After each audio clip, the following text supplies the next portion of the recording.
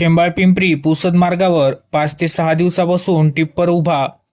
अनेक चर्चांना उधाण. मागील गेल्या 5 ते 6 दिवसापासून शेंबाळपिंपरी आमदरीच्या रोडच्या कडेला एक मालवाहतूक टिप्पर बंद स्वरूपात उभा आहे. सदर टिप्पर तेथे का उभा आहे याबाबत अद्यापही कोणती माहिती नाही. त्यामुळे अनेक चर्चांना उधाण आले आहे.